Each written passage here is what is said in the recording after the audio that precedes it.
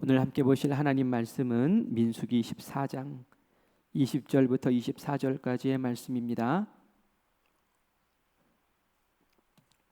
민수기 14장 20절로 24절까지의 말씀을 우리 한 절씩 교독해서 봉독합니다.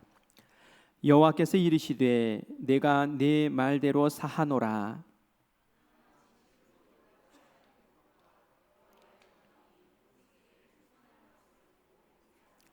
내 영광과 애굽과 광야에서 행한 내 이적을 보고서도 이같이 10번이나 나를 시험하고 내 목소리를 청종하지 아니한 그 사람들은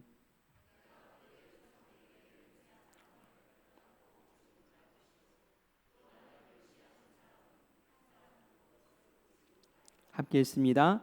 그러나 내 종 갈렙은 그 마음이 그들과 달라서 나를 온전히 따랐은즉 그가 갔던 땅으로 내가 그를 인도하여 드리리니 그의 자손이 그 땅을 차지하리라. 아멘. 아멘. 오늘 제가 말씀을 전할 설교의 제목을 이렇게 정했어요. 우리 같이 한번 읽어볼까요? 시작. 하나님의 뜻을 바꾸는 기도. 여러분, 하나님의 뜻을 바꾸는 기도. 제목이 굉장히 솔깃하지 않습니까? 좀 끌리지 않아요? 그런데 말이죠, 제가 이런 설교의 제목을 말하면 뭐라고 하면서 벌컥 화를 내실 목사님도 계실 거예요. 제가 어느 유튜브 이제 유명한 목사님이 계시는데 그 목사님의 설교를 이렇게 듣다가 그런 얘기 하시는 걸 봤어요. 하나님의 보좌를 움직이는 기도라는 그런 표현을 쓰는 기도를 내가 봤다. 그런데 그런 표현은 정말 잘못된 거다. 이렇게 얘기를 하시는 거예요. 사실 저도 그런 표현으로 기도를 해본 적이 있거든요. 하나님, 우리의 기도를 받으시오. 우리 기도가 하나님의 보좌를 움직이는 기도가 되게 해주십시오. 이런 기도를 한 적이 있거든요. 저도 가슴이 철렁한 거예요. 워낙 유명한 목사님이라서. 그런데 여러분, 기도하다가 누군가 그렇게 기도하면 안 돼 이러면 가슴 철렁하지 않습니까? 내가 그럼 지금까지 기도했던 거 다 헛건가? 땅에 떨어진 건가? 하늘로 안 올라간 건가? 이제 이런 생각 들지 않습니까? 그래서 머뭇하게 되는 그런 경우가 있어요. 그 목사님의 그 말씀의 요지는 이랬습니다. 하나님의 보좌를 움직이는 기도라니 이건 정말 불경하다, 이렇게 표현을 하세요. 하나님의 절대 주권 그리고 하나님의 통치를 침범하는 것이다. 어떻게 감히 피조물인 사람이 창조주이신 하나님을 조종하려고 드느냐는 거예요. 이건 너무 지극히 인간 중심적인 신앙이고 자기의 뜻을 이루기 위해서 하나님을 이용하려고 하는 주술적인 태도가 아니고 무엇이겠느냐라고 얘기를 하시더라고요. 그래서 제가 참 마음이 좀 어렵더라고요. 여러분은 어떻게 생각하십니까? 저도 이런 기도를 드려봤는데 여러분들도 그런 기도 드리지 않았습니까? 그래서 제가 오늘 하나님의 뜻을 바꾸는 기도 이러면 아마 그 목사님 난리가 날 것 같아요. 뭐 하나님의 뜻을 바꾼다고, 네가 뭔데, 이러실 것 같아요. 그런데 제가 이제 이런 기도를 드리는 것은 이 목사님이 이거 불경스럽다라고 하신 그 뜻에서 하나님의 보좌를 움직이는 기도라는 표현을 쓴 건 아니에요. 제가 그런 표현을 쓴 것은 이런 이유였어요. 하나님, 제 기도가 땅에 떨어지는 기도가 아니겠죠. 제 기도가 하나님의 보좌 앞까지 올라가는 기도인 줄 믿습니다. 이런 뜻이에요. 그리고 하나님은 인격적이신 분이시죠.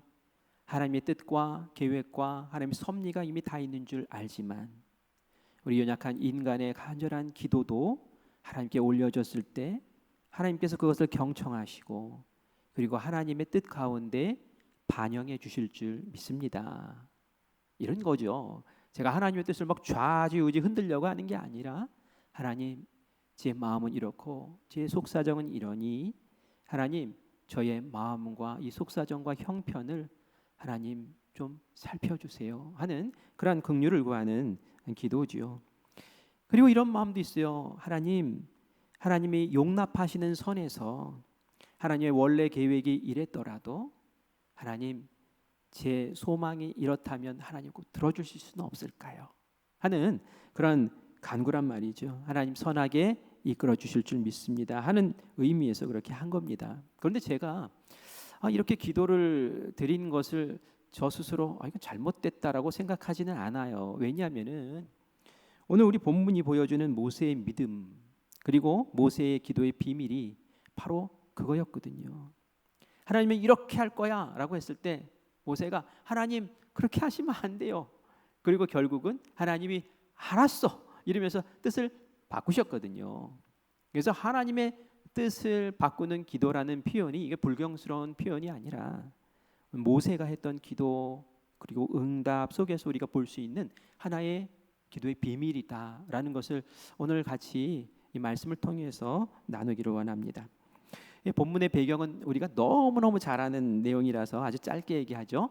가나안 땅을 앞두고 모세가 하나님의 명령대로 12명의 정탐꾼을 가나안 땅에 들여보냈죠. 가서 살펴보고 와서 보고하라는 거였어요. 그런데 이 12명 가운데 10명이 우리 거기 들어가면 죽는다라고 얘기를 합니다. 너무 성이 견고하고 막 거인족들이 사는데 우린 들어가면 그들의 메뚜기처럼 연약한 존재일 뿐이야. 우린 가면 백전백패 다 죽어. 그냥 그렇게 아주 기죽은 표현을 씁니다. 이 이야기를 들은 이스라엘 백성들은 통곡하면서 울고 난리가 났고요. 그리고 모세를 원망하고 하나님을 원망하고요. 거기 그뿐만이 아니었죠. 배신해요. 우리 이집트로 돌아가자라고까지 얘기를 합니다. 이들의 믿음의 수준이 딱 요만큼이었다는 거예요. 하나님이 결심하시죠. 결정하세요. 이 녀석들의 믿음의 수준이 고작 이거였나? 내가 그렇게 기적도 보여주고 그렇게 돌보고 그렇게 사랑해 줬는데도 불구하고 이 정도였어? 너희들은 들어갈 자격이 없어. 너희들 원하는 대로 광야에서 다 죽어라. 내가 그냥 다 죽여버릴 거야. 그러면서 하나님께서 그냥 다 죽여버리기로 작정을 하시죠. 그러면서 모세에게는 내가 너만 남겨놓고 그리고 너를 통해서 새로운 민족을 시작하자. 우리 싹 쓸어버리고 새로 하자. 이런 제안을 하시는 것을 보게 됩니다. 민수기 14장 12절 말씀 같이 읽겠습니다.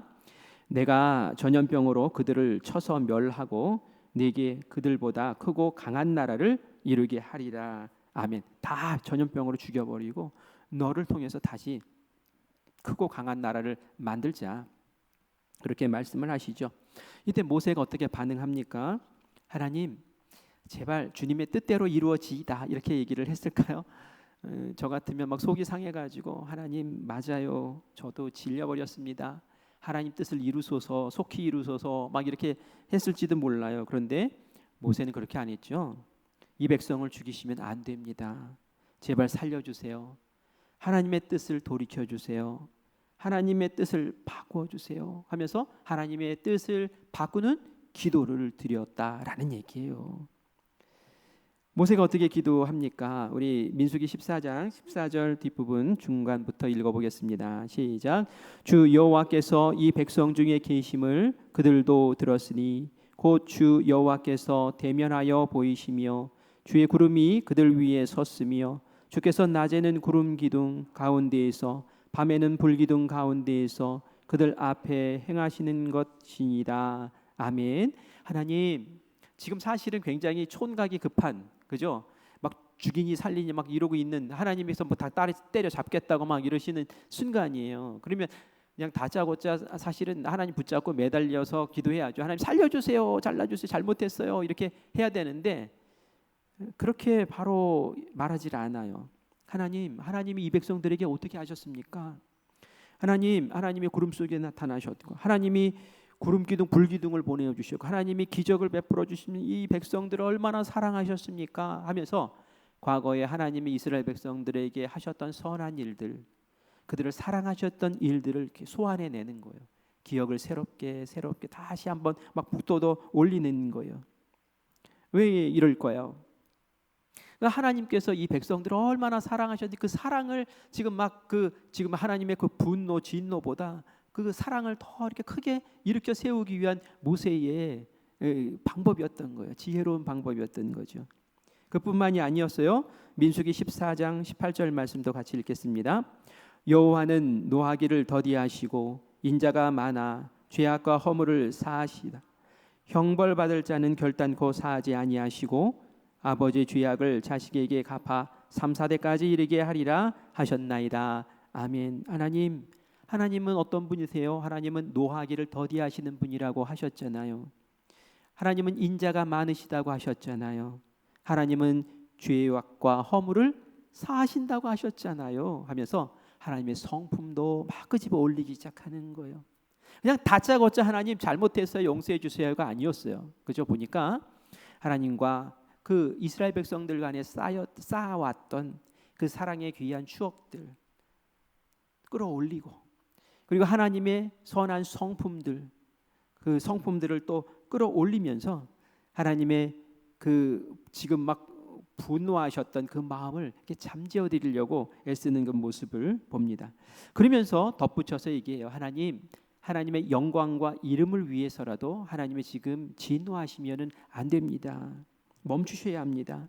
주변에 있는 많은 나라들이 이미 하나님이 이스라엘 백성들을 어떻게 하셨는지 알아요. 이집트에서 끌어내셨잖아요. 그들도 압니다. 하나님께서 이집트에서 끌어내셔서 하나님이 약속하신 젖과 꿀이 흐르는 그 가나안 땅에 데려다 집어넣으실 거라는 것을 이웃에 있는 민족들도 다 알고 있어요. 그런데 하나님이 중간에서 여기서 다 때려잡아 죽이시면은 그 사람들이 뭐라고 하겠습니까? 하나님이 이스라엘 백성들을 그 약속한 땅에 들여놓을 능력이 없어서, 힘이 없어서 결국은 여기서 다 죽이는구나 라고 하면서 하나님의 명예와 하나님의 영광과 하나님의 이름이 추락하고 말 겁니다. 하나님 그건 아니잖아요 하면서 하나님의 영광을 위해서라도 용서해 달라는 그런 기도를 하게 되죠. 모세가 왜 이렇게 매달려서 기도를 하는 걸까요? 사실 하나님의 제안이 모세에게 좀 솔깃하지 않았을까요? 광야 생활을 이렇게 하면서 모세가 수시로 그냥 시달렸거든요. 툭 하면 그냥 모세 괴롭히고, 툭 하면 그냥 못 살겠다고 돌아가자고 그러고, 이게 모세에게 했던 일들이잖아요. 그런데 하나님이 정말 안 되겠다, 판을 싹 그냥 다시 한번 정리하고 갈아엎고 새로 시작하자라고 했을 때 저 같으면 그냥 새로 막 그냥 시작하는 게 좋을 것 같은데 모세는 왜 이렇게 했을까요? 모세는 그 민족과 나를 한 몸 한 마음으로 보았기 때문에 그래요. 이 동일체로 보았다는 것이죠. 백성의 죄가 있지만 그 백성의 죄는 곧 나의 죄야라는 그런 마음. 백성의 죄를 나의 죄처럼 여기고, 백성의 운명을 나의 운명처럼 여기고, 그리고 백성과 한 몸 한 마음이 되어서 함께 슬퍼하고 함께 즐거워하고 함께 눈물 흘렸던 이 모세의 모습을 오늘 여기서 볼 수 있는 거죠. 이런 모습은 출애굽기 32장에도 나옵니다. 금송아지를 만들어서 우상 숭배할 때 하나님이 정말 진노하셨죠. 다 죽여버리겠다고. 그때 이 모세가 또 막아섰었어요. 하나님 그러시면 안 돼요. 하나님 안 돼요. 그러면서 출애굽기 32장 32절의 말씀을 합니다. 우리 같이 읽겠습니다. 그러나 이제 그들의 죄를 사하시옵소서. 그렇지 아니하시오면 원하건대 주께서 기록하신 책에서 내 이름을 지워버려 주옵소서. 아멘. 하나님 용서해 주세요. 용서하지 않고 다 죽여버리실 거면 차라리 저도 죽이세요. 저를 죽이세요 하면서 저를 하나님의 그 책에서 기록해서 내 이름을 빼십시오. 저도 죽여달라는 거예요. 이 모습, 이 마음이 모세의 마음이었어요. 저는 이 말씀을 이렇게 읽으면서 참 이래서 하나님이 모세 80이나 됐던 모세를 택하셨구나 그런 생각이 들더라고요. 그냥 보기도 싫은데 싹 정리해 주세요 이게 아니라 하나님 어쨌거나 저쨌거나 제가 끌어안고 가야 될 백성이고 제가 같이 눈물을 흘려야 될 백성이고 그래서 지도자구나 그런 마음이 듭니다. 우리 성도님들도 가정에 자녀들 있고 남편, 아내 또 부모님들 계시잖아요. 끊을 수가 없어요. 호적에서 파가라 막 이런 얘기 하는데 여러분 자녀 호적에서 팔 수 있나요? 제가 알아봤어요. 호적에서 못 판대요. 호적에서 못 판대요. 호적에서 팔아 뭐 이런 건 뭐 엉뚱한 소리예요. 말도 안 되는 소리래요. 그래서 못 파요. 그냥 운명 공동체인 거예요. 그래서 우리가 자녀가 그렇게 속썩여도 또 자녀가 마음 아프게, 남편이 아내가 뭐 그렇게 해도 그래도 말이죠, 끌고 가는 게 운명 공동체로 너의 아픔은 나의 아픔이고 너의 죄는 나의 죄야. 그러면서 끌어안고 기도하는 거죠. 이게 모세의 마음을 우리가 다시 한번 갖기를 간절히 바랍니다. 그러니까 이 모세가 이 백성들을 포기할 수 없으니까 그럼 어떻게 해야 돼요? 이제 하나님의 뜻을 바꿔야 되는 거예요. 하나님 살려주셔야 되는데 제가 하나님의 뜻을 바꾸기 위해서라도 내가 매달려서 기도합니다라고 간절히 이제 매달렸던 것이죠. 그런데 이제 성경에 보면은 모세만 이렇게 하나님의 뜻을 바꾼 건 아니었습니다. 다른 예들이 있어요. 여러분들 보시는 것처럼 모세가 그 금송아지 사건 그것뿐만이 아니라 아브라함이 소돔과 고모라를 멸망시키기 위해서 갔던 그 하나님 전사들을 사건을 아시잖아요. 그때 모세가 그 아브라함이 대접을 하고 그리고 나서 소돔과 고모라를 멸망시킬 거라는 이야기를 듣고 조카 롯이 딱 생각났죠. 그래서 롯 죽이면 안 되는데, 롯도 같이 죽으면 안 되는데, 그래서 의인이 50명 있어도 공의로우신 하나님의 의인이 있는데도 그냥 소돔과 고모라 멸망시키는 건 아니지 않습니까? 하나님 성품을 막 또 얘기를 하면서 그러면서 이제 건드리기 시작하는 거예요. 근데 하나님이 그래 50명 있으면 멸망시키지 않을게. 막 깎아요. 그러다가 10명 있으면 어떻게 하시겠습니까? 그래 10명 있어도 내가 멸망시키지 않을게. 그렇게 합의를 하고 들어가시죠. 결국은 소돔과 고모라 멸망당합니다. 의인 10명이 없어서. 그렇지만 롯과 롯의 가족들 처음 계획에서는 죽었어야 돼요. 다 그냥 멸망당했어야 돼요. 그러나 그때에 하나님이 아브라함을 생각하셨다고 말씀에 나와요. 아브라함을 생각하시고 그리고 나서는 롯 가족 나와 해가지고 구출해내시. 하나님의 원래 뜻을 바꾸시더라는 거예요. 그뿐만이 아니지요. 히스기야 왕도 이사야 선지자가 와가지고 당신 이제 하나님이 데려가실 테니 죽을 준비하시라고 그렇게 얘기를 했지만 히스기야 왕이 어떻게 합니까? 하나님, 제가 하나님을 위해서 어떻게 했습니까? 하나님, 이 나라는 또 어떻게 지킵니까? 하나님, 저는 아직 후손이 없어요. 제 후계자가 없습니다. 하나님, 제 생명을 조금만 더 연장시켜 주세요. 하나님, 살려주세요. 라고 할 때에 하나님 긍휼한 마음을 베풀어 주시죠. 그래서 오케이, 이사야 선지자가 성 빠져나가기 전에 돌아가. 그리고 나서 이사야 선지자를 통해서 15년 더 살 수 있도록 해줄게 라는 응답을 받습니다. 이게 바로 하나님 뜻을 돌이키는 거예요. 니느웨 성도 하나님이 원래는 심판해서 멸망시키려고 작정을 하셨었죠. 근데 요나 선지자가 가가지고 너희들 멸망당할 거야 라는 이야기를 들었을 때 왕으로부터 시작해서 온 짐승들이 죄를 뒤집어 쓰고 회개했죠. 하나님 회개하면 참 마음 약해지세요. 그렇죠? 그러면 용서해 주세요. 그래서 결국은 이 니느웨도 멸망당하지 않죠. 하나님 뜻을 바꾸신 거예요. 하나님의 뜻을 바꾸시는 것들은 성경에 여러 곳에서 나와요. 이 니느웨 성의 그 극악 무도한 사람들조차도 하나님 앞에 회개하고 죄를 뒤집어 쓰고 기도를 하니까 그 통곡하고 자복하고 금식하며 하는 그 기도를 하나님이 들으시고 결국은 하나님의 노를 딱 멈추시거든요. 그런데 우리가 이제 공통점이 있어요. 뭡니까? 그냥 무작정 매달려서 기도했던 게 아니라 모세가 그랬던 것처럼 하나님의 성품을 드러내시고 하나님의 영광을 위해서, 하나님의 이름을 위해서 하나님과의 쌓은 그 좋은 기억들, 선한 기억들을 막 끄집어 올리면서 그렇게 한 거예요. 아브라함도 하나님 공의로우신데 죄인을 그렇게 하시겠습니까? 하면서 공의로우신 하나님. 니느웨 백성들도 하나님 앞에 죄를 자복하고 회개할 때 그 죄를 용서하시는 하나님의 그 긍휼하신 그 사랑하심, 그것들이 작용을 해서 이렇게 일이 이루어지는 줄 믿습니다.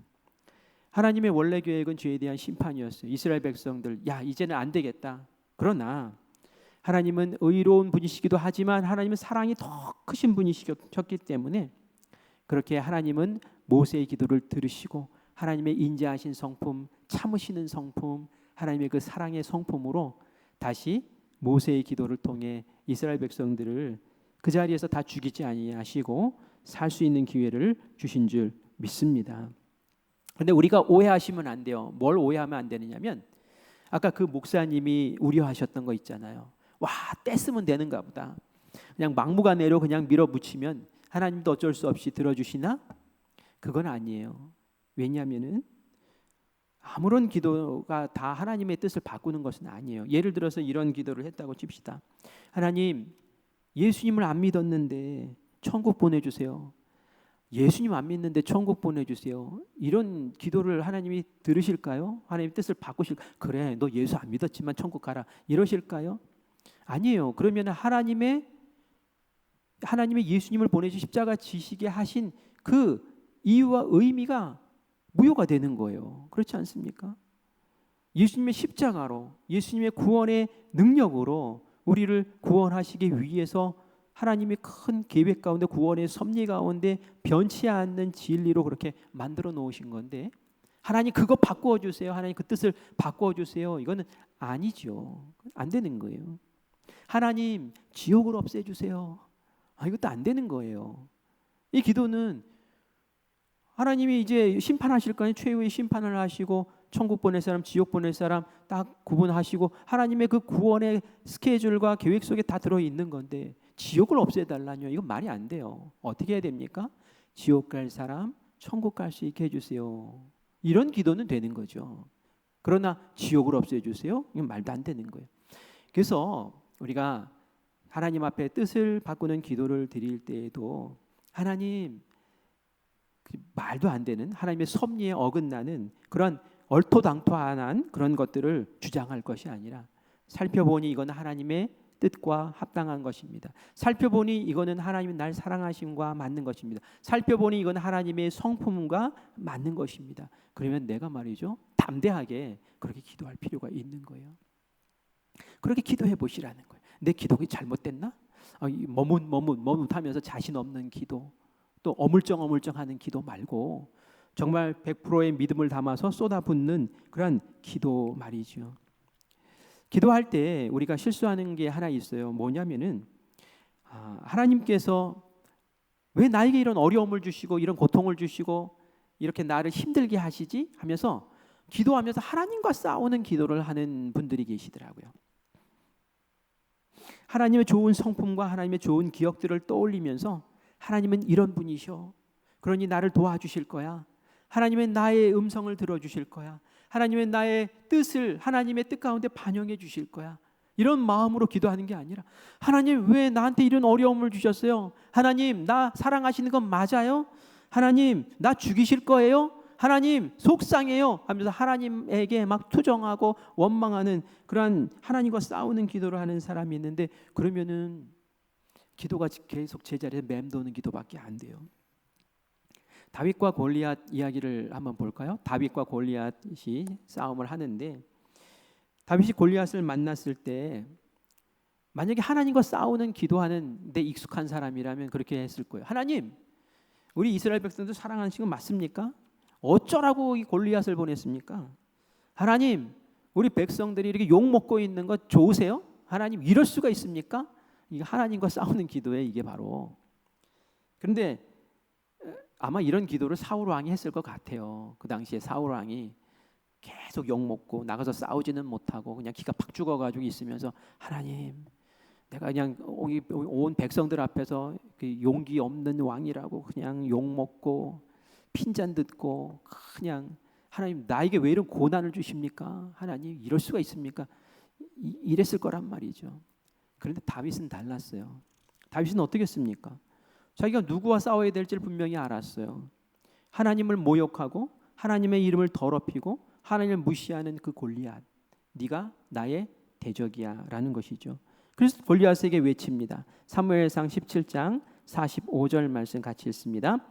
다윗이 블레셋 사람에게 이르되 너는 칼과 창과 단창으로 내게 나오거니와 나는 만군의 여호와의 이름 곧 내가 모욕하는 이스라엘 군대의 하나님의 이름으로 내게 나아가노라. 아멘.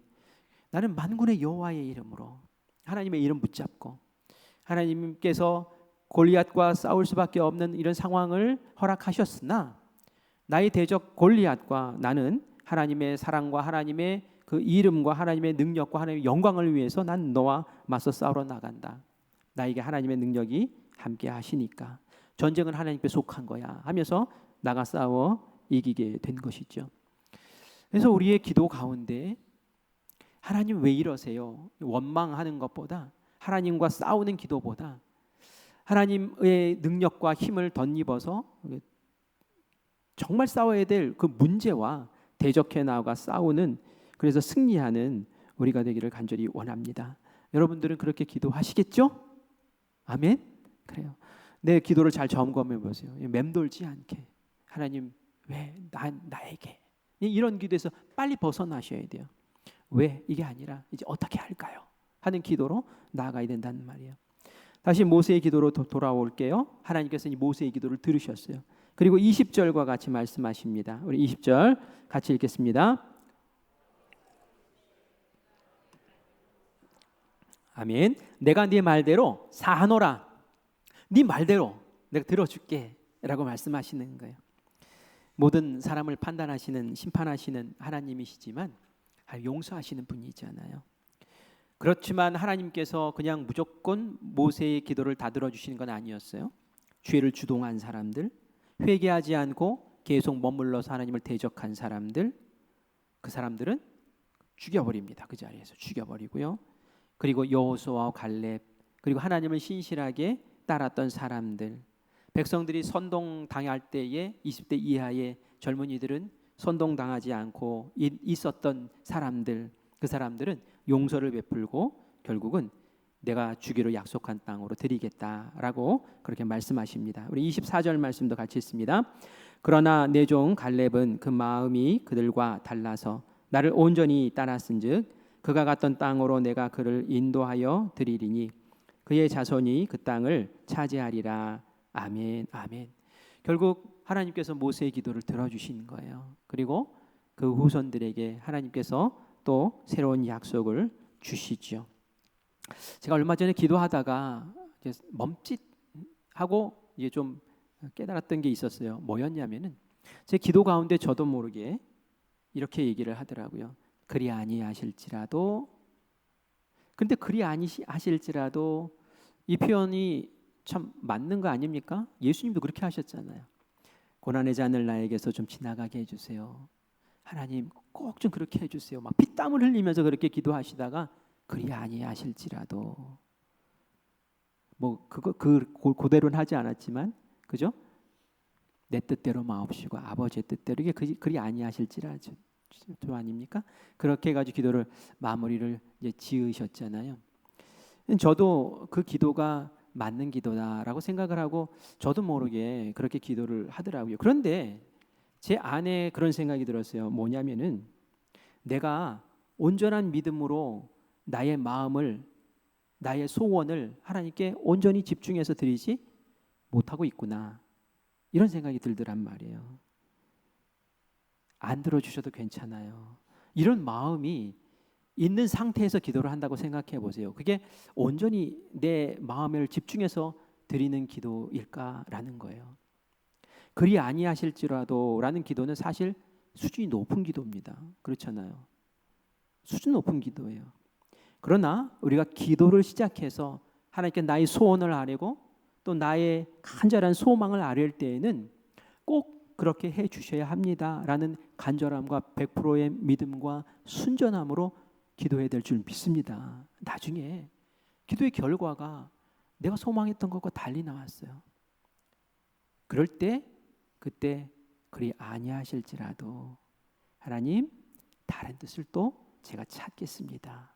이렇게 돼야 된다는 거예요. 그래서 제가 기도할 때 좀 더 하나님께 간절함으로 매달려야겠다. 꼭 들어주셔야 됩니다. 꼭 들어주셔야 됩니다. 하는 그런 소망 말이죠. 그래서 우리가 오늘 이제 이 밤에 우리 기도할 때 나의 기도를 하나님이 들으신다. 하나님 어쩌면 하나님의 계획과 뜻이 있었을지라도 그것을 바꾸시면서까지 내 기도를 들어주실 수도 있어. 그런 믿음의 확신을 가지고 기도하셨으면 좋겠어요. 그리고 그것이 막무가내의 기도가 아니라 하나님의 성품과 하나님의 뜻과 나에게 행하셨던 그 선하신 기억들을 내가 생각해 볼 때에 하나님께서 반드시 이루어 주실 줄 믿습니다 하는 그러한 순전함으로 뜨겁게 기도하기를 원해요. 제가 기도에 도움을 드리는 몇 가지 말씀만 드리고 마치려고 해요. 이 말씀 붙잡았으면 좋겠어요. 하나님은 나를 살리기를 원하셔요. 하나님 나를 살리기를 원하셔요. 요한복음 10장 10절 말씀 같이 읽습니다. 내가 온 것은 양으로 생명을 얻게 하고 더 풍성히 얻게 하려는 것이라. 아멘. 우리에게 생명을 주시고 더 풍성히 얻게 하기 위해서 예수님이 오셨다는 거예요. 이 말씀 꽉 붙잡으세요. 하나님은 나의 문제를 해결하기를 원하세요. 우리 고린도전서 10장 13절 말씀도 같이 있습니다. 사람이 감당할 시험 밖에는 너희가 당한 것이 없나니 오직 하나님은 미쁘사 너희가 감당하지 못할 시험 당함을 허락하지 아니하시고 시험 당할 즈음에 또한 피할 길을 내사 너희로 능히 감당하게 하시느니라. 아멘. 이게 하나님의 마음이에요. 감당할 수 있으니까 주신 거예요. 그리고 또 하나님께서 시험 당함을 허락하지 아니하시고 감당하지 못할 시험은 허락하지 않으신대요. 시험 당할 즈음에는 피할 길도 주신대요. 하나님께서는 나의 문제를 어떻게 해서든지 해결하기를 원하시는 분이시다라는 것을 꽉 붙잡으시기를 바라요. 그리고 하나님은 내가 잘 되기를 원하세요. 우리 예레미야서 29장 11절 말씀 같이 읽습니다. 여호와의 말씀이니라 너희를 향한 나의 생각을 내가 아나니 평안이요 재앙이 아니라 너희에게 미래와 희망을 주는 것이니라. 아멘.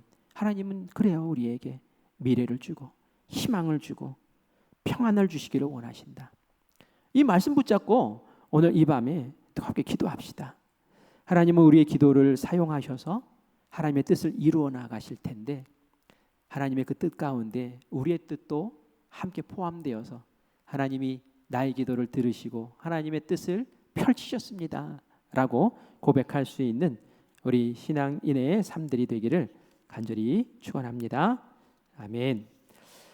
우리 함께